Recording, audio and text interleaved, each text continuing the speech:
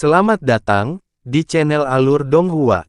Sebelum menonton, silahkan subscribe, biar Mimin tambah semangat update-nya. Kamu ingin lari? Sasin mencibir dan menggerakkan jarinya. Burung hantu bersayap emas melebarkan sayapnya dan berubah menjadi cahaya keemasan. Itu mengejar Echo dan Madam Liu Hua dengan serangkaian bayangan. Kecepatannya sangat cepat sehingga tiba di belakang keduanya dalam sekejap mata. Dua cakar raksasa diarahkan ke kepala mereka.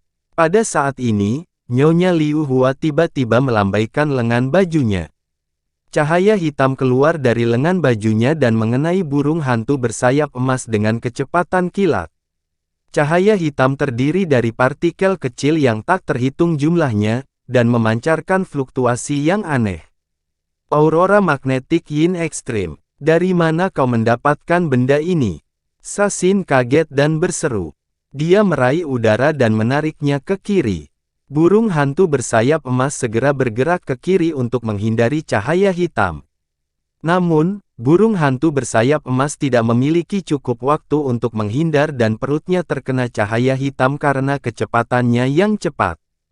Cahaya hitam meledak dan berubah menjadi riak cahaya hitam, lalu menempel pada burung hantu bersayap emas dan dengan cepat menyebar ke sekitarnya. Gerakan lincah burung hantu bersayap emas tiba-tiba menjadi kaku. Suara gesekan yang menusuk telinga datang dari tubuhnya. Tampaknya mekanisme internalnya sangat terhambat.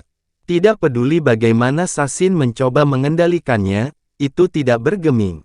Nyonya Liu Hua dan Echo memanfaatkan situasi ini dan sedikit mengubah arah untuk menghindari serangan burung hantu bersayap emas. Burung hantu bersayap emas masih mempertahankan kecepatan aslinya dan menghantam tanah dengan keras seperti panah otomatis. Sebuah lubang besar terbentuk di tanah. Asap dan debu berterbangan kemana-mana. Sasin tidak melompat tepat waktu dan juga terlempar ke dalam lubang. Nyonya Liu Hua dan Echo tidak berhenti dan terus terbang ke depan. Saat mereka melewati sebuah tempat tersembunyi, sosok Echo tiba-tiba kabur dan menyerbu ke dalamnya. Jeritan yang mengental darah terdengar, dan kemudian berhenti tiba-tiba.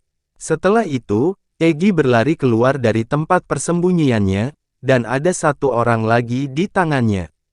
Di dalam formasi darah, mata Han Li tertuju pada orang yang dibawa Echo. Ekspresinya sedikit berubah. Orang itu tidak lain adalah si Chuan Kong.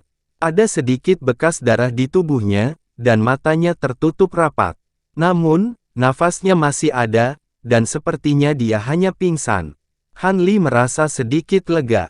Pada saat yang sama, dia merasa sedikit aneh. Pada saat kritis ketika dia terluka dan masih dalam situasi berbahaya, mengapa Egi tidak memanfaatkan setiap detiknya untuk melarikan diri?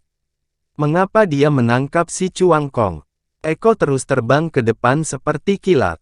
Dalam sekejap, dia muncul di depan tembok yang retak dan tidak berhenti. Cahaya bintang putih di tinjunya berkembang, tapi agak tidak stabil, lalu berubah menjadi meteor putih dan menabrak dinding. Seluruh bangunan berguncang hebat, dan sebuah lubang setinggi seseorang muncul di dinding. Cahaya dari luar bersinar melalui dinding. Pada saat ini, sesosok terbang keluar dari lubang yang dalam di kejauhan. Itu adalah Sasin. Jangan pergi. Melihat tindakan Edgar, wajahnya menunjukkan ekspresi cemas. Sosoknya menerkam ke arah mereka berdua seperti sambaran petir. Kecepatannya juga sangat cepat. Sasin melambaikan tangannya pada saat yang sama, dan dua bola perak terbang keluar dari lengan bajunya. Kedua bola perak itu terbelah, berubah menjadi dua burung raksasa perak. Mereka mengepakkan sayap dengan cepat, dan bergegas menuju Edgar dan Nyonya Liu Hua seperti kilat.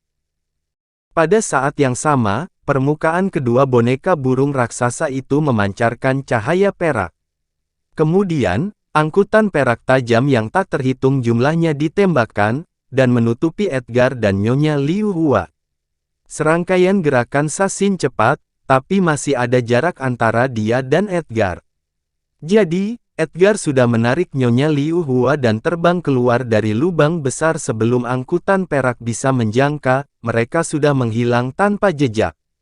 Angkutan perak yang tak terhitung jumlahnya menghantam dinding, dan lubang-lubang halus yang padat muncul di dinding. Boneka burung raksasa perak dan boneka burung hantu bersayap emas terlihat sangat mirip dalam penampilan, tetapi mereka jauh lebih lemah. Lubang halusnya tidak terlalu dalam, dan jauh lebih rendah dari sayap emas burung hantu bersayap emas. Namun, kecepatan kedua burung raksasa perak itu juga sangat cepat. Mereka tidak lebih lambat dari burung hantu bersayap emas. Mereka terbang seperti kilat, tapi tidak bisa menghentikan. Jadi, mereka menabrak lubang besar di dinding. Bom, boom, dua suara keras terdengar. Seluruh gedung berguncang keras lagi, dan lubang besar di dinding menjadi beberapa kali lebih besar. Namun, itu masih belum cukup besar untuk dilewati oleh kedua boneka itu. Kedua boneka perak itu tersangkut di lubang besar, dan mereka meronta-ronta dan berputar seolah-olah hidup. Itu terlihat sangat lucu. Sosok Sasin melintas, dan dia terbang ke depan tembok. Pada saat ini, wajahnya suram seperti air. Tangannya menari-nari di depannya, dan dia dengan cepat membuat isyarat tangan. Permukaan kedua boneka itu memancarkan cahaya perak, dan tubuh besar mereka menyusut dengan cepat. Dalam sekejap mata, mereka berubah kembali menjadi dua bola perak dan terbang kembali ke tangannya. Little Purple dan Kun Yu, ikuti aku untuk mengejar Edgar. Zuoge, aku serahkan tempat ini padamu. Aku juga akan membiarkanmu mengendalikan burung hantu bersayap emas untuk sementara. Bunuh semua pencuri kota Suan di sini. Sasin menoleh untuk melihat Zuoge, saat mengeluarkan perintah. Saat ini, Fu Jian masih terjebak di dalam kepompong darah. Dia diam, dan napasnya semakin lemah. Jelas bahwa dia tidak jauh dari kematian. Adapun tiga penguasa kota lainnya, Qin Yuan terbunuh oleh petir, dan Chen yang telah lama mengkhianati kota boneka. Di sisi kota Suan, hanya tersisa 4 orang, Han Li, Sun Tu, Duan Tong, Zhu Ziyuan, dan Zhu Ziqing. Mendengar ini, ekspresi Duan Tong, Zhu Ziyuan, dan Zhu Ziqing sangat berubah. Mereka ingin melarikan diri, tetapi tidak berani bertindak gegabah karena kekuatan Sasin.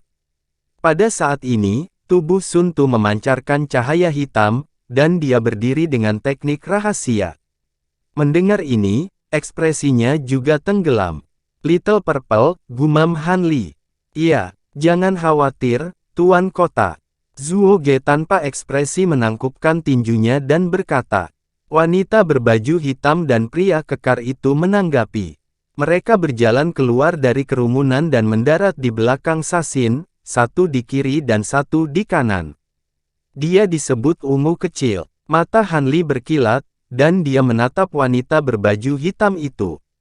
Sasin hendak bergerak, tapi dia tiba-tiba merasakan sesuatu dan melihat kembali ke arah Han Li dalam formasi darah. Hati Han Li bergetar, dan dia buru-buru menahan emosinya, fokus berpura-pura bodoh. Sasin sedikit mengernyit, dan sedikit keraguan muncul di matanya. Dia tidak terus menunda, dan dia dengan cepat menarik pandangannya dan terbang keluar dari lubang besar. Wanita berbaju hitam dan pria kekar mengikuti di belakang Sasin, dan mereka juga terbang keluar dari lubang besar dan menghilang ke kejauhan. Zuoge melambaikan tangannya tanpa mengucapkan sepatah kata pun.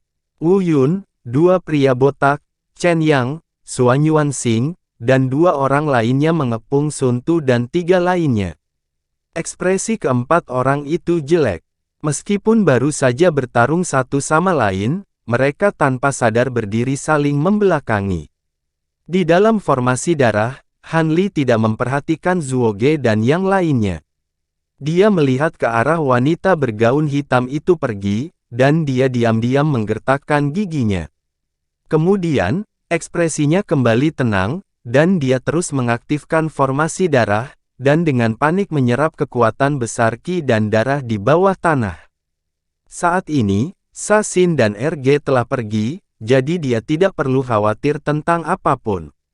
Dia hanya mencegat hampir setengah dari kekuatan ki dan darah dalam formasi darah, dan mengintegrasikannya ke dalam tubuhnya, dan menggunakan teknik penindasan penjara iblis surgawi untuk memperbaikinya. Tubuhnya tiba-tiba bersinar dengan cahaya merah darah yang terang, dan dia mulai menyerang celah misterius lagi. Hampir setengah dari kekuatan ki dan darah dalam formasi darah sangat mengagumkan. Cahaya putih melintas di tubuh Han Li, dan dengan serangkaian poni teredam, satu lubang misterius terbuka satu demi satu. Seluruh formasi menangis darah tiba-tiba menyala, dan cahaya merah darah yang tak terhitung jumlahnya dengan cepat berputar, samar-samar membentuk pusaran. Perubahan mendadak dalam formasi darah segera menarik perhatian Zuoge dan yang lainnya. Saat Zuoge dan yang lainnya terganggu, dua sosok melesat keluar dari pengepungan kota boneka. Mereka adalah Sun Tu dan Duan Tong. Zhu Ziyuan dan Zhu Ziqing juga mengambil kesempatan untuk berubah menjadi dua bayangan, dan terbang keluar dari pengepungan, melarikan diri ke arah lain. Zuoge mengutuk dirinya sendiri karena ceroboh, dan segera mengejar Sun Tu dan Duan Tong dengan seorang pria botak, sambil berteriak, "Wu Yun, kamu dan Black Tu mengejar dua lainnya. Chen Yang, Suan Yuan Xing, saya akan meninggalkan dua orang dalam formasi darah untuk Anda." Wu Yun dan pria botak lainnya setuju, dan mengejar Zhu Ziyuan dan Duan Tong. Chen Yang dan Suan Yuan Xing melintas ke sisi formasi darah, dan melihat ke dalam. Pada saat ini, keduanya tiba-tiba mendengar dengusan dingin, dan tubuh mereka tiba-tiba bergetar, memperlihatkan ekspresi kesakitan. Keduanya merasa seolah-olah jiwanya telah ditusuk oleh pisau panas membara, dan saat mereka akan berteriak kesakitan, dua cahaya kristal ditembakkan dari formasi darah, dan beberapa rantai dapat terlihat samar-samar di dalamnya. Dalam sekejap, rantai itu menghilang ke kepala keduanya. Tubuh Chen Yang dan Suan Yuan Xing langsung membeku, dan mereka berdiri di tempat dengan mata kosong. Serangkaian perubahan terjadi secepat kilat, dan Zuoge serta yang lainnya tidak menyadarinya. Melihat dari jauh, mereka melihat Chen Yang dan Suan Yuan Xing berdiri di sana, seolah-olah sedang mengamati formasi darah. Di dalam formasi darah, gumpalan cahaya kristal perlahan melayang keluar dari antara alis Han Li, dan dia bergumam, "Demi persahabatan masa lalu kita, aku tidak akan mengambil nyawamu, tapi jangan ganggu aku." Dengan itu, dia terus mengoperasikan formasi darah dengan seluruh kekuatannya, dan menyerang celah misterius. Sun Tu dan Duan Tong kabur dari pengepungan, dan langsung berlari menuju lubang yang dibuat RG. Namun, keduanya terluka, dan kecepatannya terbatas. Di tengah jalan, mereka dicegat oleh Zuoge dan pria botak itu.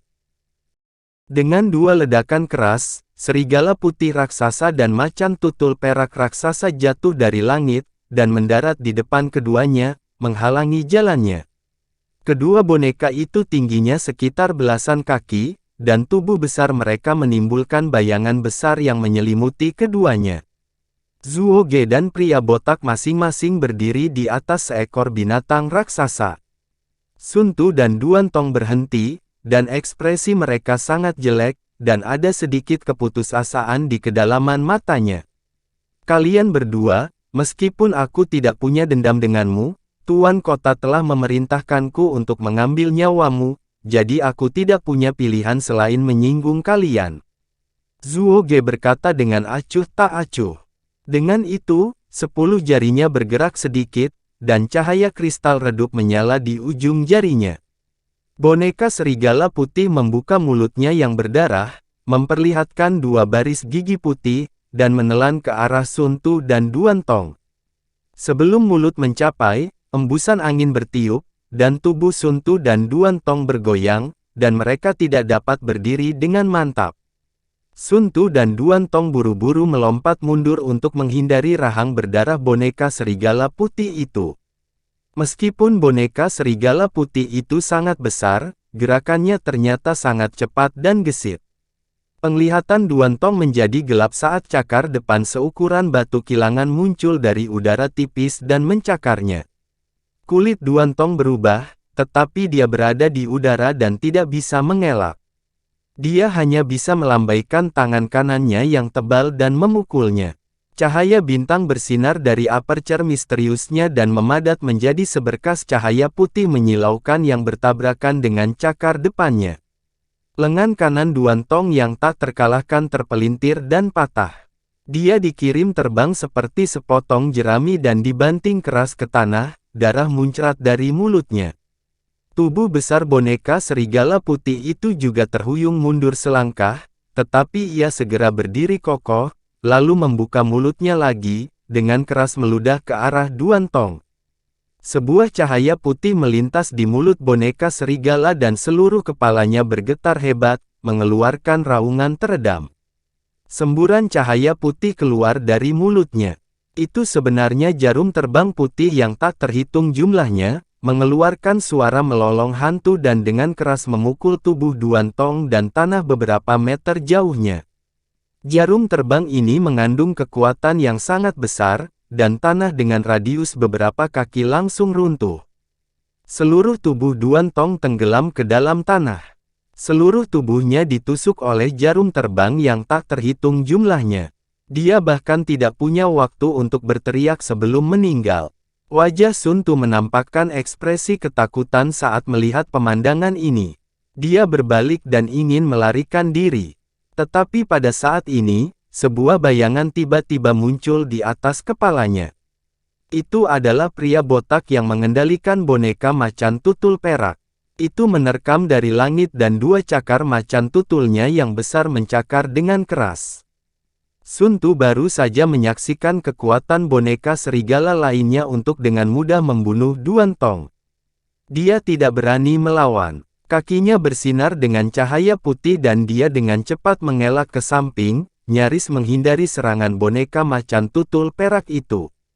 Pada saat itu, suara siulan yang menusuk telinga bisa terdengar.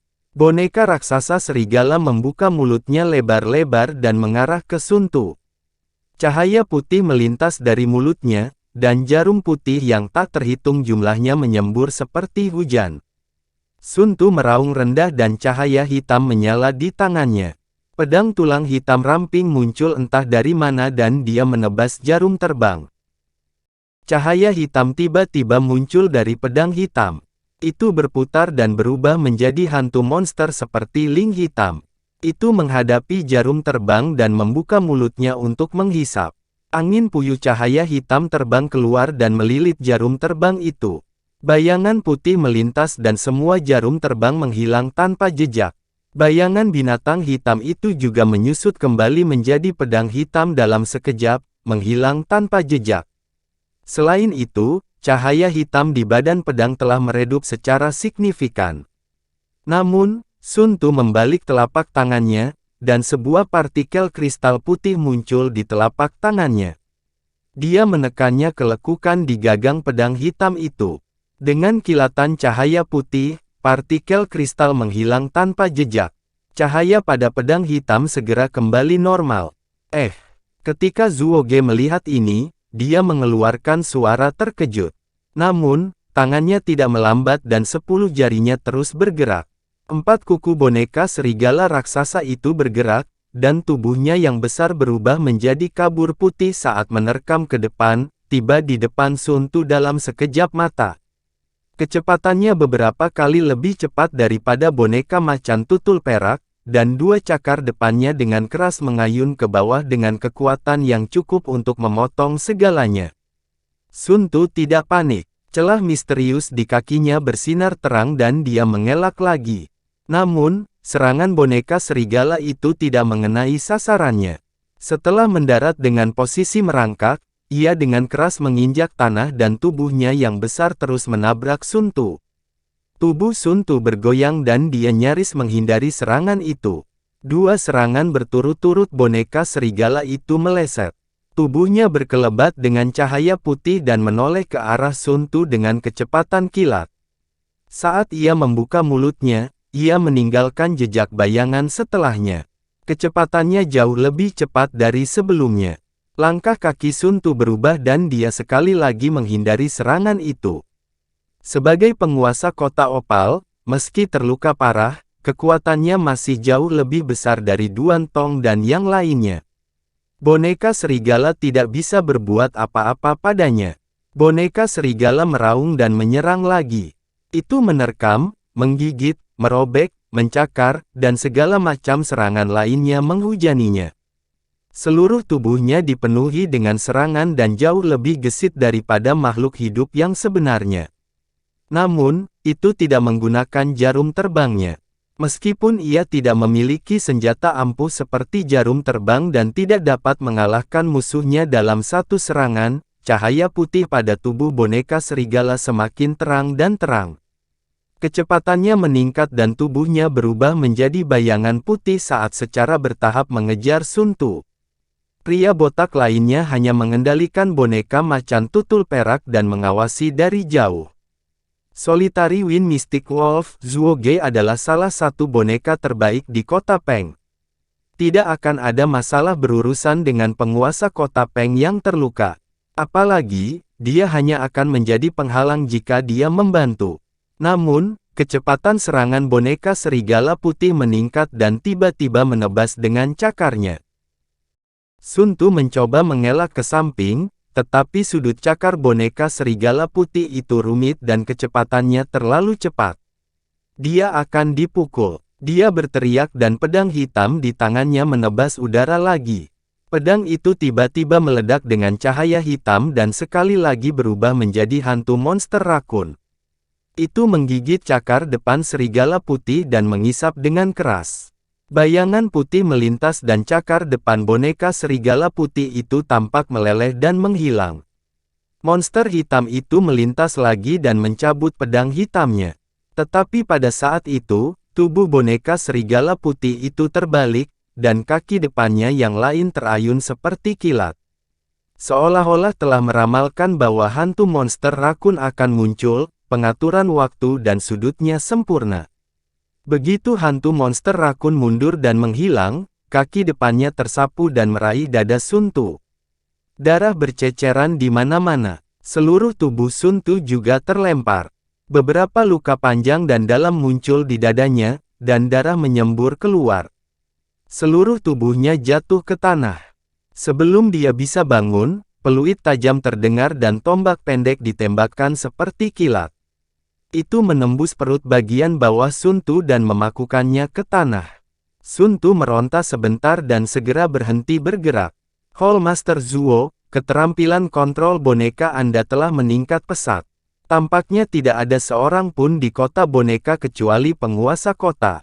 Saya terkesan. Pria botak itu mengendalikan boneka macan tutul perak dan berjalan sambil tersenyum. Kakak Hei, kamu menyanjungku. Dalam hal kontrol boneka, belum lagi Master Martial Cloud Hall, bahkan Master Kun Yu Hall tidak kalah denganku. Wanita baru, Nona Xiaozi, bahkan lebih berbakat. Bahkan penguasa kota kagum. Setelah bertahun-tahun mengajarinya secara pribadi, saya khawatir dia telah mempelajari semua keterampilan mengendalikan boneka dari penguasa kota. Saya tidak berani mengatakan bahwa saya yang pertama, Zuoge berkata dengan senyum tipis. Saat dia berbicara, dia melompat turun dan mendarat di samping Sun Tu. Dia meraih tombak pendek dengan satu tangan.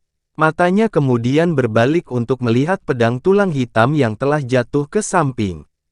Dia melambaikan tangannya untuk mengambilnya dan melihatnya. Matanya menyala dan senyum muncul di sudut mulutnya. Sun Tu menyingkirkan pedang tulangnya dan memasukkan tangannya ke dalam pakaian Sun Tu. Dia mengeluarkan beberapa barang dan menyimpannya. Segera, dia melompat kembali ke boneka serigala putih. Heida melihat tindakan Sun Tu tapi tidak mengatakan apapun. Sun Tu dibunuh oleh Zuoge, jadi barang-barangnya secara alami menjadi milik Zuoge. Keduanya kemudian berbalik untuk melihat Wu Yun dan Chen Yang. Wu Yun dan Zhu Ziqing bertarung sengit dengan Zhu Ziyuan dan Zhu Ziqing. Zhu Ziyuan dan Zhu Ziqing tidak terluka dan sangat kuat. Meskipun Wu Yun dan Heida menggunakan semua kekuatannya, mereka tidak dapat mengalahkannya dalam waktu singkat. Namun, Wu Yun dan Zhu Ziqing sudah berada di atas angin. Kemenangan hanya soal waktu. Namun, Chen Yang dan Xuan Yuanxing berdiri di dekat formasi darah. Mereka melihat ke dalam formasi dan tidak bergerak. Wajah Zhuo Ge menjadi gelap. Dia mendesak boneka serigala putih untuk terbang dan dalam sekejap, dia tiba di dekat Chen Yang dan Xuan Yuanxing. "Rekan Chen Yang, mengapa kamu tidak bergerak?" Zhuo Ge bertanya dengan suara rendah. "Hei, ada apa dengan mereka?" Heida juga datang dan tiba-tiba berseru kaget.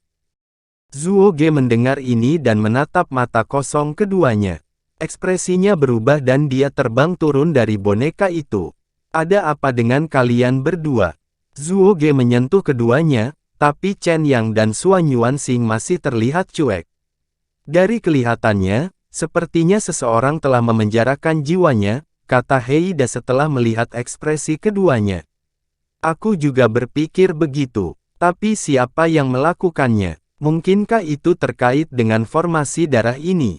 Zhuo Ge bergumam. Kemudian, dia tiba-tiba melihat Han Li dan Fu Jian di dalam formasi darah. Kepompong darah di sekitar Han Li dan Xuan Yuanxing menjadi semakin tebal. Dari luar, mereka tidak bisa lagi melihat apa yang terjadi di dalam.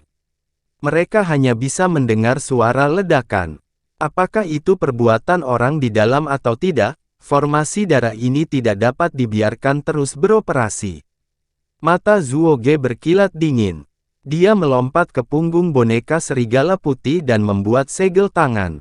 Tubuh boneka serigala putih memancarkan cahaya putih yang menyilaukan. Saat ia melakukan teknik tersebut, cahaya berkumpul menuju satu-satunya kaki depannya. Membuka. Ekspresi Zhuo Ge serius saat dia menggerakkan 10 jarinya.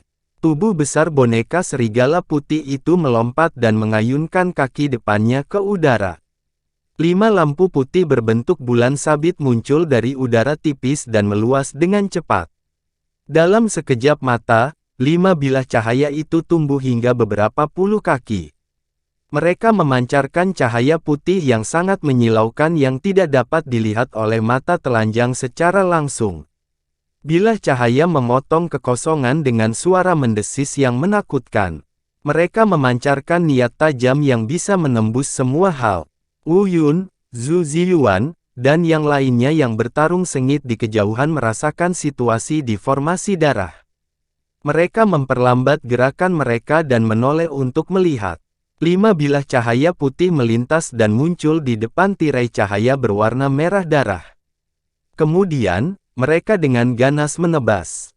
Tiba-tiba, rune merah darah yang tak terhitung jumlahnya muncul di tirai cahaya merah darah. Kemudian, semburan cahaya kristal berwarna merah darah mengalir, dan tirai cahaya tiba-tiba menjadi beberapa kali lebih tebal. Selain itu berkembang dengan cahaya merah darah yang menjulang tinggi yang menyambut 5 bilah cahaya. Sinar cahaya merah dan putih meletus ke langit. Seluruh aula bergetar hebat. Kerikil besar dan kecil yang tak terhitung jumlahnya jatuh seperti hujan. Retakan di dinding semakin dalam. Gemetar aula dengan cepat pulih. Sinar cahaya merah dan putih juga dengan cepat menghilang, memperlihatkan tirai cahaya berwarna merah darah. Namun, itu masih dalam kondisi aslinya. Tidak ada tanda-tanda kerusakan. Kulit Zhuo Ge tenggelam saat dia melihat pemandangan ini. Tampaknya Chen Yang dan Xuan Yuanxing berada dalam kondisi ini karena 2 orang di dalam formasi darah. "Master Kuil Zhuo, saya akan membantu Anda. Mari kita hancurkan penghalang ini bersama," Black berteriak dari samping.